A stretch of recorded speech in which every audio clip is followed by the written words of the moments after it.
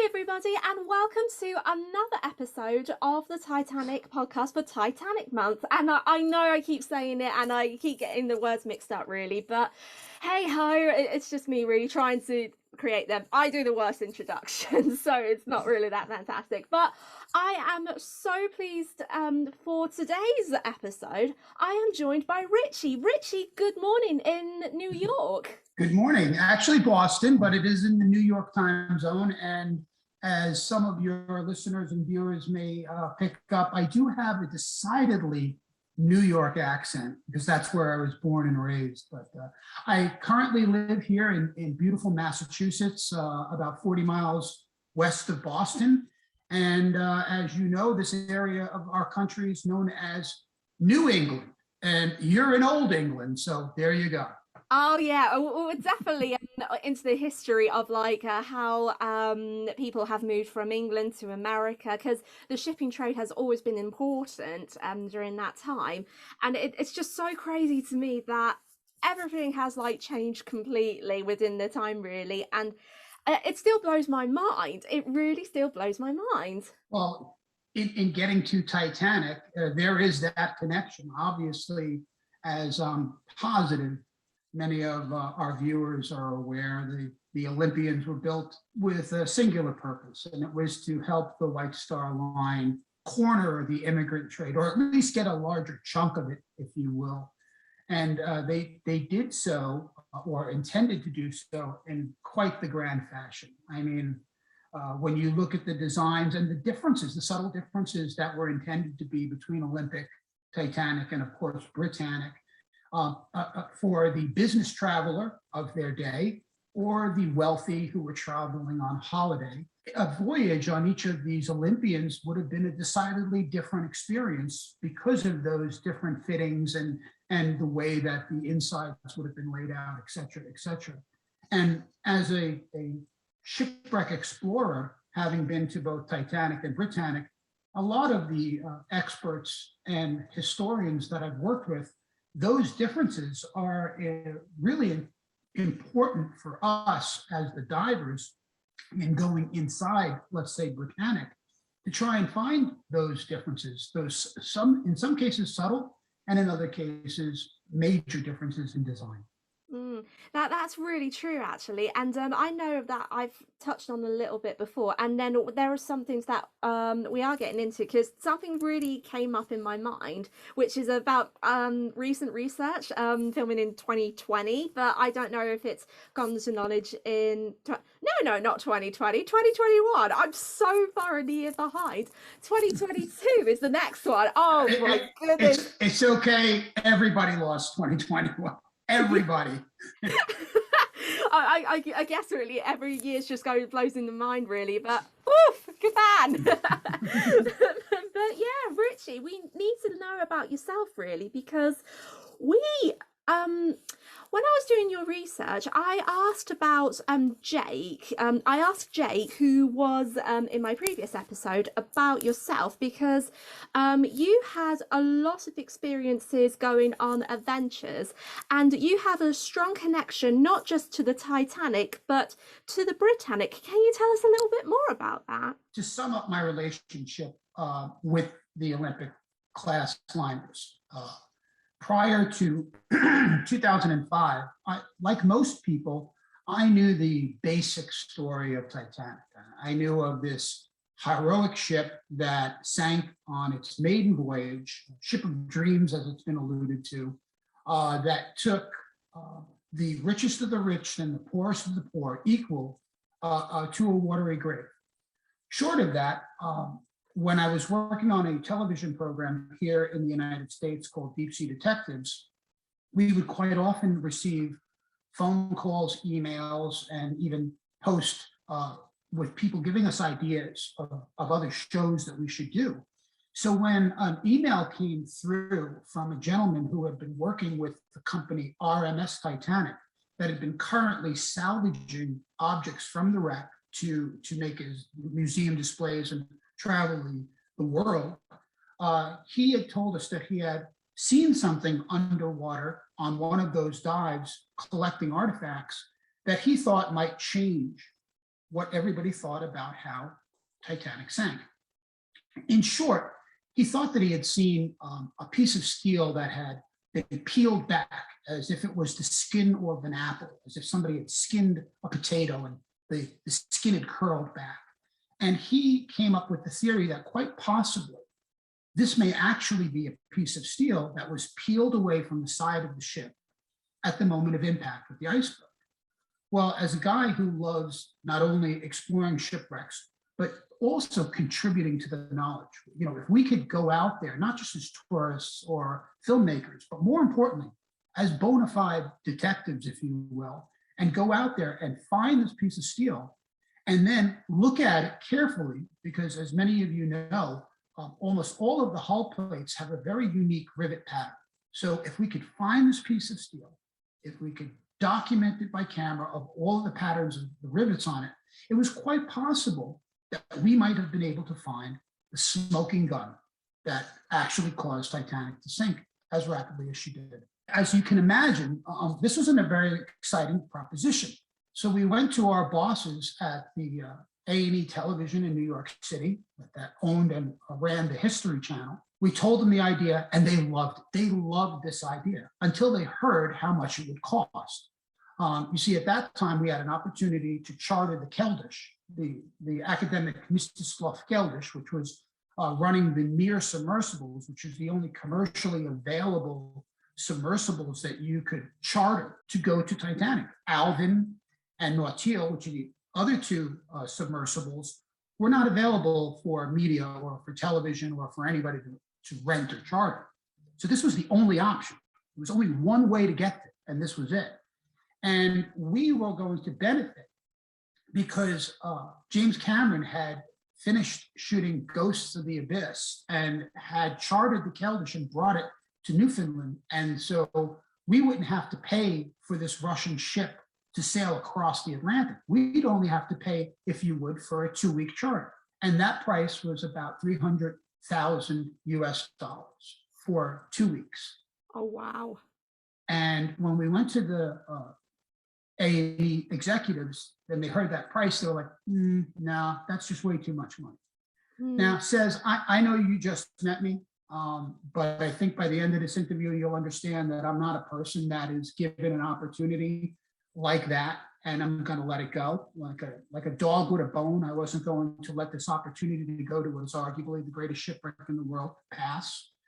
So we meaning myself, John Chatterton, and a producer named Kirk Wolfinger, came up, each of us, with $100,000 and wired the money to a Russian bank, which, by the way, was probably the riskiest thing I've ever done in my life. It's like mortgage my house, take all this money and send it to a Russian bank account. But it was all on the up and up. And so we did buy the charter with no television show, no promise of a television show. And of course, as always evident in underwater exploration, no guarantees that we were going to find what we were looking for. And so when people say to me, well, why would you do this? Why would you, take your life savings, mortgage your house and go dive Titanic? It's like, for a guy who has been exploring shipwrecks, and in some cases, iconic shipwrecks as a scuba diver, like the Andrea Doria. The Andrea Doria, to shipwreck explorers like myself, was considered the Mount Everest of shipwreck diving. Well, if that's the Mount Everest, then chartering the Keldysh and diving on Titanic in the Mears has to be like going to the moon. And how do you let this opportunity pass? So we didn't.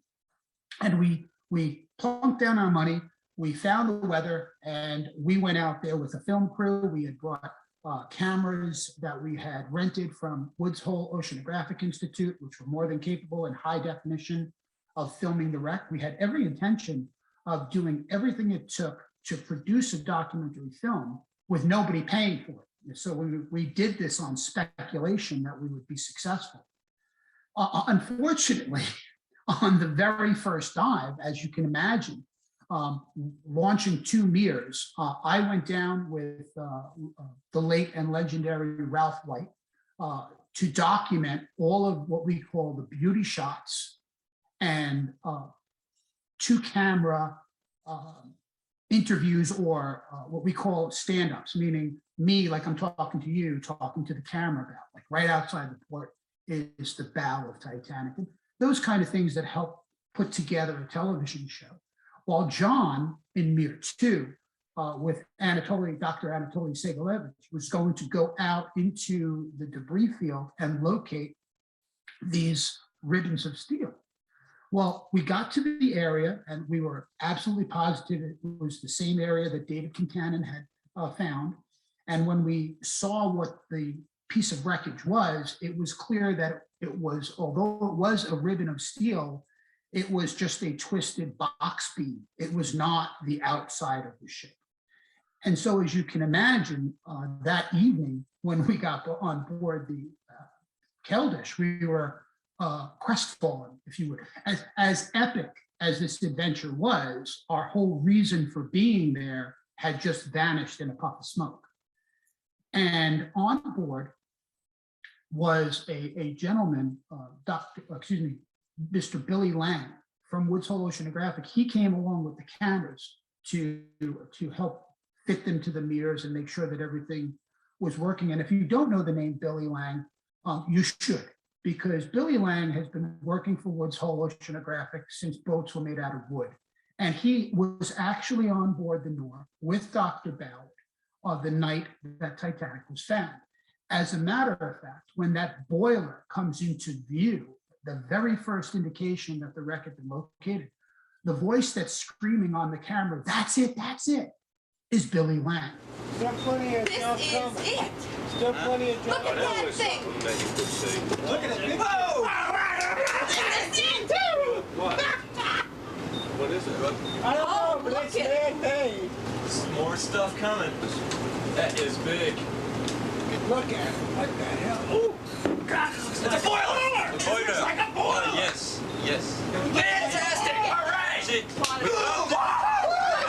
So you couldn't ask for an expert to be with you that was more well suited to our expedition, which was to quote unquote, go outside the box. In other words, we weren't there to follow in the footsteps of James Cameron and other people that had documented the shipwreck. We were there to try and add to the knowledge of the shipwreck, to help figure out the how and why of what happened, and doing that in a forensic manner. So Bill Lang, obviously seeing us so sad with our heads down, our chins on our chest, offered a bit of advice, and that unsolicited advice. And because he said that he was so happy to be part of an expedition that finally was going out there to try and look for new stuff, to go out there and see if we could add to the base of knowledge. So he made a suggestion. He said that there were very large objects that were outside the known area of debris that had been imaged on sonar, but had never been seen, never had been documented. And so, we kind of picked our chins up and like, well, that's kind of cool, right? Let's go and look and see what's never been seen. I hate to quote Star Trek, but to boldly go where no one had ever gone before. And that's exactly what we did. We went far, far, far, to quote David Concannon, away from the wreck. And we located not one, but two incredibly large with pieces of the bottom, the double bottom of Titanic, the actual bottom of the ship. And when we imaged them all around, and experts like Ken Marshall and Park Stevenson looked at them, they realized that the two pieces fit perfectly together like a puzzle, and that together they comprised 100 feet by 80 feet of the bottom of Titanic, the actual bottom of the ship, where she exactly broke into two. And that these two pieces probably had been attached like a butterfly and then fell through the water like this until they broke apart and then fell to the bottom. And so the other thing about it, which was totally breathtaking, was that the red anti-fouling paint was still working. In other words, the bottom of the ship was red. And it's shining back in our lights, bright red. And as you're aware, all of the bottom of Titanic, both the bow and the stern section, is buried in the mud. So this is the first time you could actually see the red paint, because everywhere else it's underneath the mud. So it may seem at first blush that, okay, so you found some wreckage, you found two broken pieces of the ship, but there were experts. Now, I don't profess to be a naval architect or a marine engineer. I'm an explorer, I'm a scuba diver, and I understand shipwrecks. I understand how ships break apart. I understand how to find things underwater. So, of course, you bring this information the same way we gave it to Ken Marshall and Park so that they can analyze it, and Bill Sauter, other people looking at it. And a marine engineer came up with the theory that this quite possibly was an indication of, quote unquote, Titanic's last moment.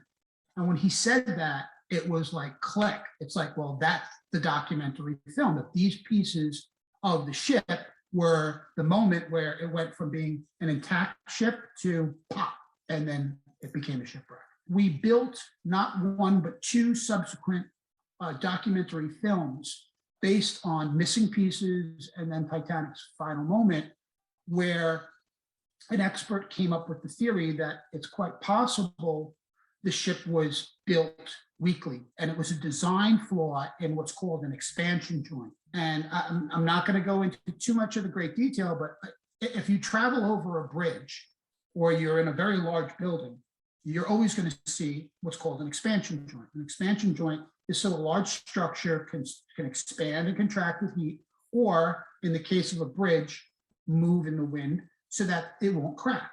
Well, very large ships usually would have an expansion joint where, as the ship's going over a wave, it can bend a little bit and not break. He came up with the theory that these expansion joints were poorly designed, and that's why Titanic, when the stern came out of the water, broke. And it is a fact, it did break exactly at an expansion joint. But the theory is, well, is it that the ship was weak?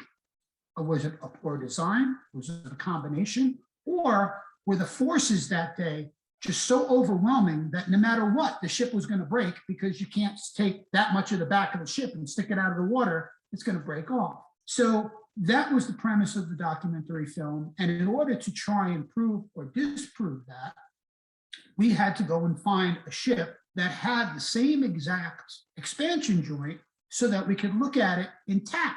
And that's how I wound up going the following year, in 2006, to the HMHS Britannic in 400 feet of water off Kia.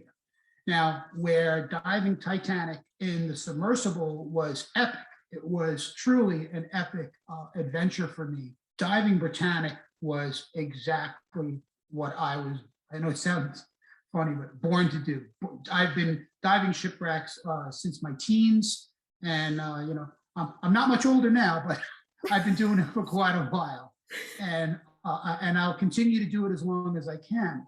So going to Britannic with the intention of going inside the shipwreck, documenting both from the inside and the outside these expansion joints, did one of two things. The first thing, as it relates to Titanic, was it could either prove or disprove the theory that possibly Harlan and Wolff understood that they knew that the ship was weak. Because again, I'm going to assume that you know that in the aftermath of the sinking of Titanic, the British Admiralty and the Court of Inquiry did not want to hear anything about a British ship found breaking in two, that was taken right off the table. Anyone who said that the ship broke in two was poo-pooed, crazy, we're not listening to you. Well, yeah. As you know, the ship did break in two, and that was found, right. So those people weren't crazy, they were telling the truth. So that lends itself from a storytelling standpoint to, was there a cover-up? Did the British actually know? More importantly, did Harlan and Wolff, obviously Thomas Andrews was dead on Titanic, but did other engineers look at that and go, uh-oh, that's not a good design, the ship broke in half right there. So our proof, if you would be to go to Britannic and document that to see if it was different. And would that prove or disprove that there had been a cover-up? Television is often steeped in, I don't want to say outlandish, but going to the edge of what the possibilities could be to excite the viewer, to create questions, and sometimes create controversy. That's all part of the game, all right? It's a novelization of facts, if you will. So these documentaries built on that. And I'm not going to tell you anymore, because if you haven't read either the book or seen any of the documentaries, now you have to see them, so you'll have to follow up on that. But this is what led me to an over 15-year love affair with Britannic. I've been going back to Britannic on a regular basis now, because as I mentioned, as a shipwreck diver, the ability to not only go down without a submarine and swim around what is arguably one of the greatest luxury liners of their time, if not in history. Don't get me wrong, I see these massive Carnival cruise lines and these, even the QE2. I think that after the Olympians, there have been some incredible and beautiful ships, but I don't think none of them capture the imagination of both opulence and drama that, of course, the story of Titanic brings. And so as the younger sister, Britannic obviously embodies that for the scuba diver, for the explorer. You can't go down that line and look at Britannic and not see her older sister. You see that. It beats in your heart, it's in your mind. Yes, you're cognizant, that if you were to scrub away the oysters on the side, you'd see these beautiful, large red crosses indicating she was a hospital ship. You know the facts, but we live in our mind, we live in our imagination. And for me as a diver, Britannic brings all of that to life. And so my love affair with Britannic has gone from not only a forensic approach from Titanic, but more importantly, to build on some of the things that Jacques Cousteau, who was the first person to not only locate Britannic, but dive it, to dispel some of the rumors about Britannic's demise. Probably the most notable was, did the German submarine torpedo it, or did it hit a mine? Why, despite added safety features like higher watertight doors and compartments, an additional compartment, a different protocol for how they would operate, especially in the fact that it's operating in a war zone, how is it possible that Britannic, with just a focalized, very local area of damage, sank nearly 3 times faster than Titanic? So all of these things now bring you as an investigator even further into the Britannic story. And in a way, it sounds like a little bit of a lead-in, but it brings me further in as well, because my work as a diver now had to be inside, where I could not go on Titanic because the submersible just won't fit. Now as a scuba diver, I could swim through doorways. I could go into a very restrictive area called the Fireman's Tunnel, leading from the cruise quarters in the forecastle. And this is at the very bottom of the ship, and go into an open doorway into boiler room number 6, swimming around these massive double-ended Scotch boilers to the other side of the room to see if other doors were open. And if those doors being open, was that the smoking gun, if you will, that caused Britannic to sink so quickly. So year after year, expedition after expedition, I have just found myself getting, again, mind the pun, deeper and deeper inside of the story of Britannic. And this last year, this last expedition was the absolute ultimate of any of the previous expeditions I had ever been on, because where every other dive I had done was either to film the wreck as part of a documentary, or an actual forensic investigation, which required me to very specifically, if you would, surgically go to a very particular place to film a very particular object. In the case of the watertight doors, obviously it was a very, very challenging and dangerous dive to maneuver through these boiler rooms to see if the watertight doors were open or closed. This expedition was a dream for shipwreck explorers, in that we were given carte blanche by the ship's owner, Simon Mills, and by the Greek effort to now go wherever we wanted, anywhere in Britannic, and film objects of interest for possible future recovery. So not only were we going to be documented places that had never been seen or allowed, because you're not allowed to go inside Britannic. If anybody prior to us had been inside, they were breaking the law. They did not have a permit to go inside. So ours was one of the very first permits that was ever given that gave you the ability to go anywhere and film whatever you wanted. And that's exactly what we did. We were like literally kids in a candy store. Evan Kovacs was our expedition leader this year, and he assembled an incredible team of not only underwater explorers, but filmmakers and cameramen. So we were shooting it in not only high definition film, but also stills. And each team had, we set goals. We did have the ability to go wherever we wanted, but we also recognized that there are certain iconic areas and things that we had an obligation to try and capture on film because, I'm going to knock wood right here because it's just a matter of time before Britannic collapses. And so places like the Turkish bath or the engine room or the steam turbine or the larder or the chandelier, all the places where things like dishes and crockery would be stored, all bearing the White Star line, dining rooms, the surgical suite, the operating room, the x-ray room, all of these incredible areas were begging to be seen. People like Ken Marshall and Parks are all sending us emails and text messages, hey, could you please film this? Could you get a shot of that? And if you're here, would you see this? And so it can get to be a little overwhelming for a diver. It's like you want to capture everything, but of course, at the same time, you've only got about 40 minutes of bottom time that you're actually exploring the wreck. And for that 40 minutes, you're going to pay with about another 5 hours of decompression to come up through. So it is a grueling and long day each day that you dive. And this trip, we got not consecutive, but 7 days of diving where 7-person dive team went and filmed. I can't even begin to tell you. As a matter of fact, I actually can't tell you what we found, what we documented. I can tell you that when Simon Mills and the Explorers Club are allowed to release some of the things, it's going to knock your socks off. I feel comfortable in telling you that we imaged things and found things on board Britannic that have not been seen or found on Titanic. So that in itself is epic because here's a sister ship and we found and filmed things that have not even been seen on Titanic.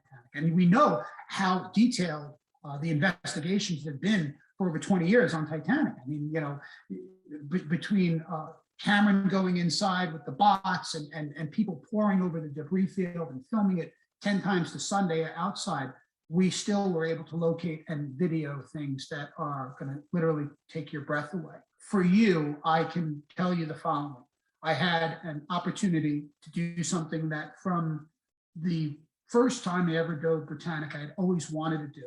And I'm comfortable that I can tell you what we did. So Evan Kovacs and I had always looked at an open door on the side of Britannic on E deck at the very stern of the ship is an open shell door where one door is open inward like this. And so if you're filming, you can see this is the only open door in the side of the ship. And that door would never have been open when they were sailing. So it indicates that some of the engineers that had probably been in the engine spaces or the turbine or the generator room, that was their way when the abandoned ship horn was sounded and they knew they had to abandon their post. They had a choice, climb up 6 or 7 staircases or climb up 2 and then scoot out this door and then jump into the water. And that's exactly what somebody did. So for Evan Kovacs and I, the ability to go in that door, drop down to 360 feet and intersect with Scotland Road and then swim forward along Scotland Road until we got to the engine room and then go and all the way we're swimming past the engineer's smoking room, their lounge, wash facilities. And every time we're putting our camera in a door and imaging all of these incredible artifacts and things that we're seeing along the way. But for me, in my mind, when I close my eyes, just swimming down Scotland Road and Evan in front of me with his lights and my lights illuminating it is probably one of the best memories I have ever on Britannic, knowing that when his light hit an opening, we knew that now we were going to go and be the first people to go into the engine room. And that's exactly what we did. We swam inside Britannic's engine room and looked at those incredible engines, all of the railings and gangways and platforms still in place, gauges, equipment, lights.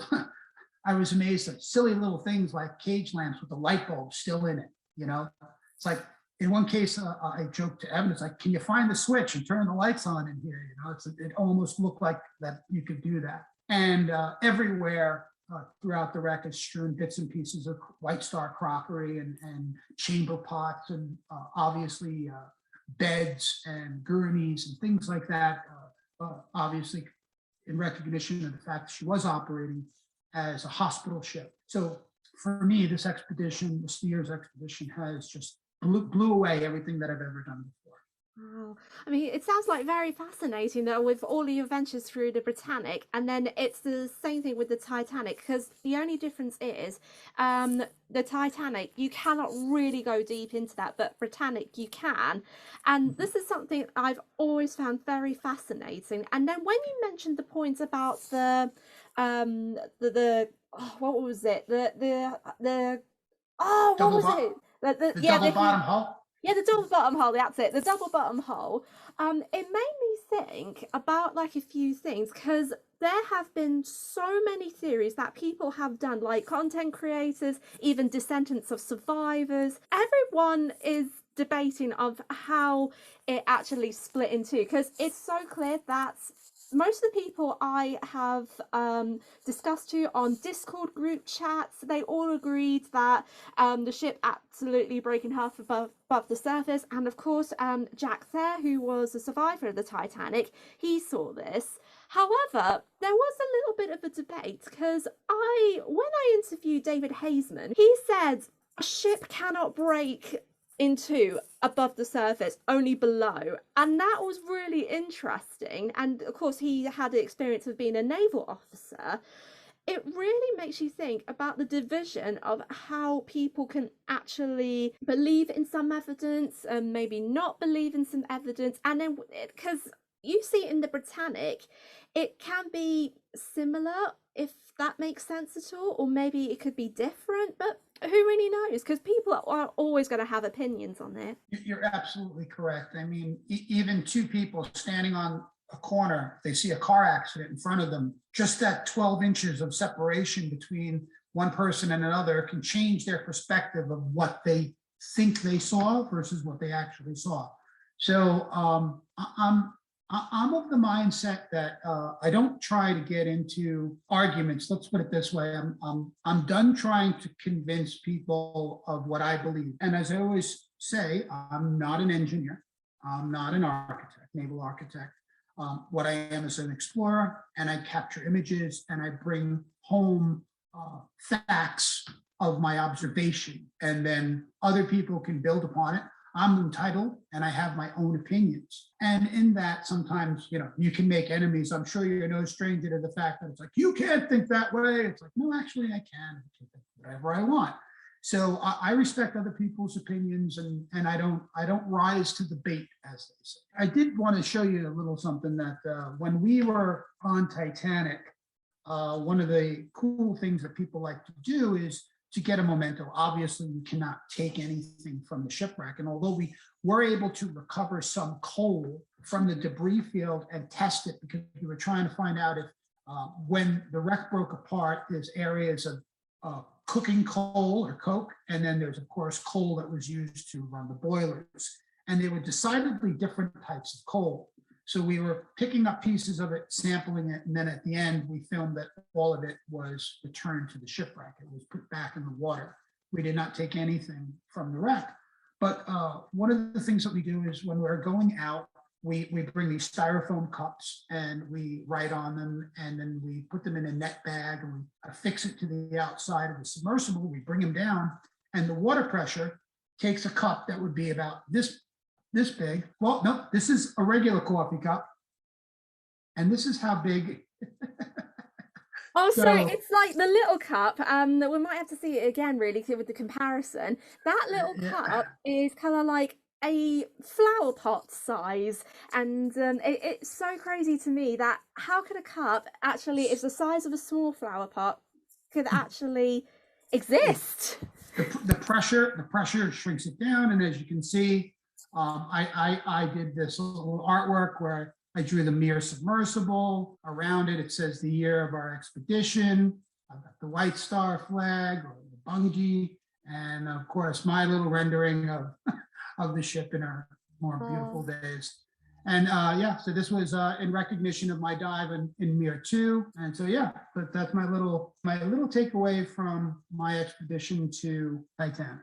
Oh, that's really really lovely. Just to see all the artwork that's put into it, and I know with the mementos, it's really interesting that you should mention about like taking the items from the Titanic, Richie, because I recently visited a museum in London, and they were showcasing some bits that were covered from the wreck. And I know that in comparison to one experience that I've had, because I went to another exhibition when I was about 15, maybe 16, and one of the things that they brought up was a section of the hull, and this was before COVID, and they encouraged visitors to touch that hole.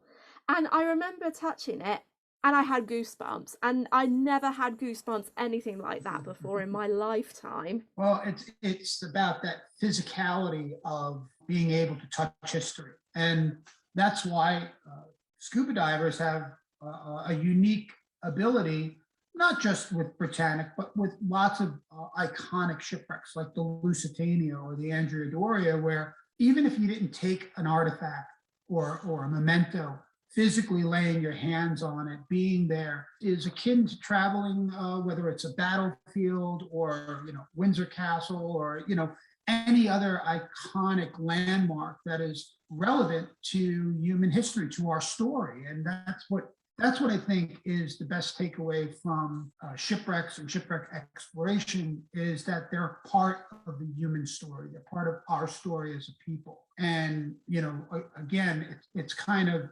a given that you can go anywhere in the world, and from a small child to an older person, everybody knows the story of Titanic. They know the name. And tragically, but most expectedly, the name Titanic is now synonymous with a disaster. If you wanted to be glib, you could say, oh, that thing's going to go down faster than Titanic. It's kind of like become part of our social conscious. And so for you, touching that was becoming part of something much larger than just a piece of steel, much larger than even just the wreck. It now becomes part of the human story. And it's touched so many people's lives, really. And I know it did touch mine. And although I'm not a descendant of a person who died or survived the Titanic, it just really, it just makes you really think twice about everything that's happened, the reasons why the disaster happened.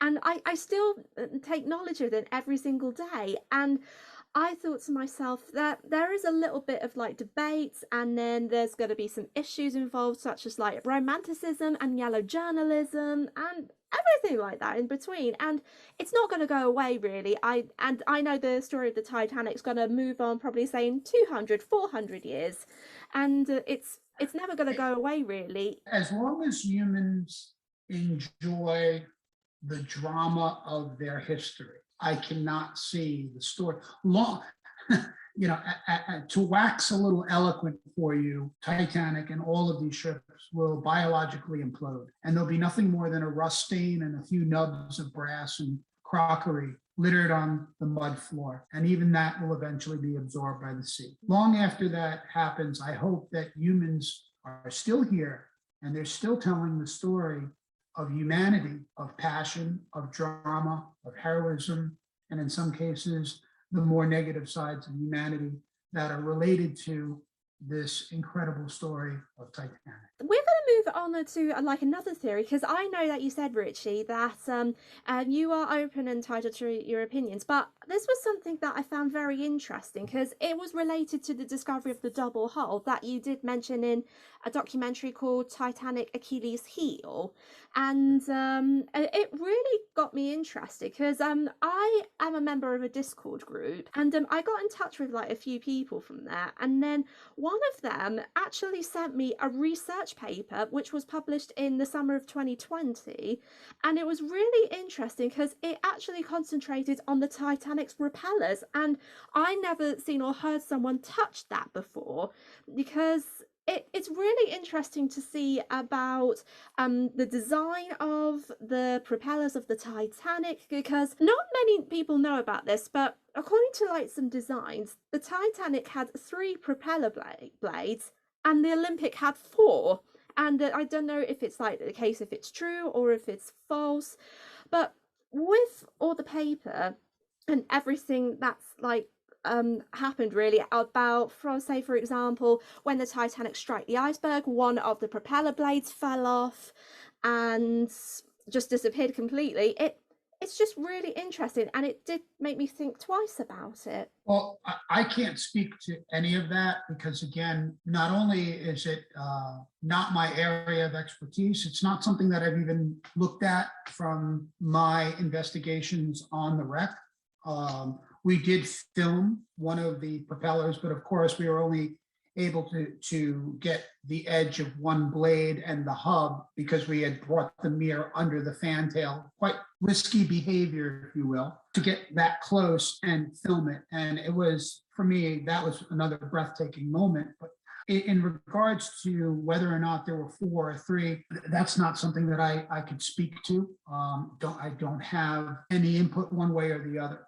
I will say that one thing that I did find out or discover and understand was that, and I just want to say this in the proper way, with the building of Olympic and then subsequent changes, and if you would say retrofitting, because this was a radically new approach to shipbuilding, in the fact that there were stresses that had to be accounted for a ship that had, at that time, the largest interior opening spaces were unsupported, meaning the boiler rooms and the engine room spaces that were going to be so wide open.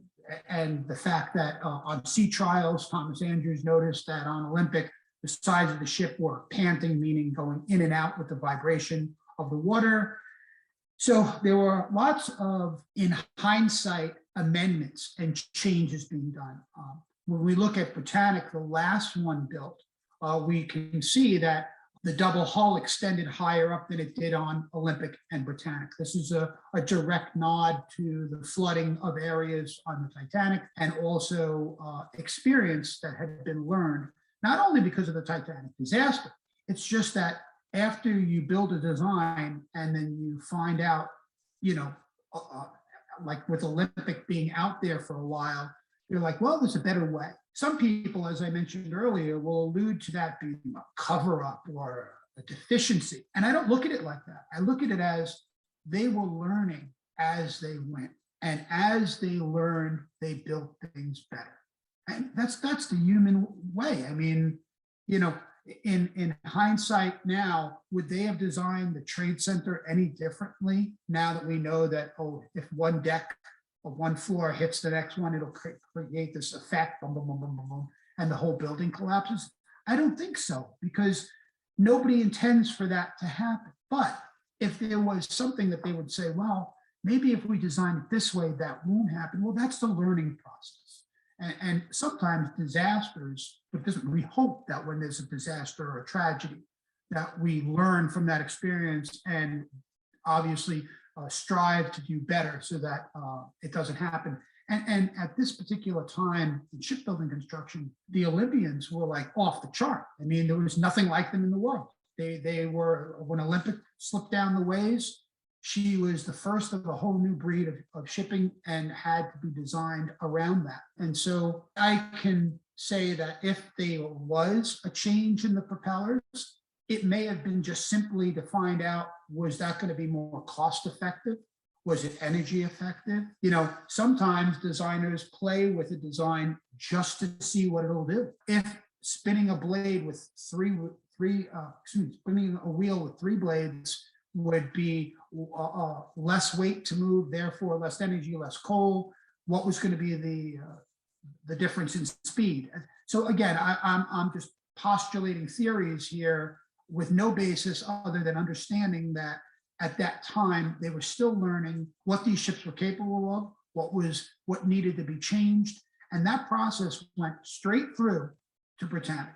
And Britannic was at the end of her construction the best that Harlan and Wolff could do with that particular design. I definitely see where you're coming from there, Richie, because it is really interesting to see how like loads of bits have been played out, really, because it'll always be a mystery, really, because there are some explanations why things have changed, what hasn't changed, because maybe Thomas Andrews knows about like these things, but because he went down with the ship again, there are some bits that we still don't know, and we never may know. How do you think the Titanic should be remembered? That's a really wonderful question, and I kind of alluded to it earlier when I said that I think that for a reader, a viewer, a person even listening to the story of Titanic, it's not a story of steel and coal and ice. It's a story of flesh and blood and bone.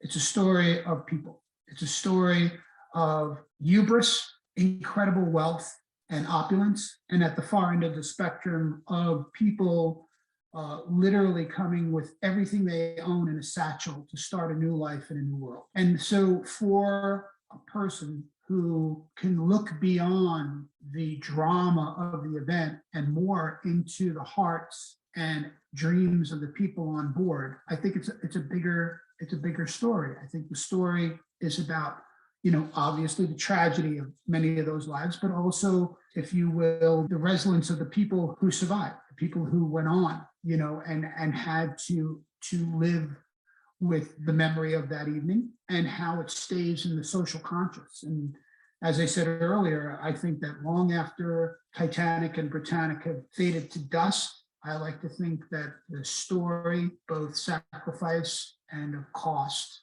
in human lives, will resonate through the eons, because it is an incredible story of human drama. Oh yeah, definitely, and it's one that will probably never go away, really. I mean, I would still think of that anyway, and I know that many of my friends would feel the same, really. But yeah, I think we're going to actually wrap up there, really.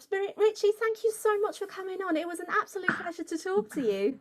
My pleasure. Thank you for having me. Oh, you're welcome. And it was really great to see with all the comparisons and the things that we talked about between Titanic and Britannic as well. But yeah, definitely, you've definitely got me interested in learning more about the Britannic, really. So I'm definitely going to look into that. Otherwise, I might ask Jake, who's Mr. Britannic, as he likes to call himself. Well, I know a guy who wrote a good book called Mystery of the Last Olympian. You may want to look it up. Oh yeah, I definitely will. I absolutely definitely will. And yeah, Richie, thank you so much. And until then, everyone, I will be back tomorrow for another Titanic episode. Take care of yourselves. Bye. Cheers.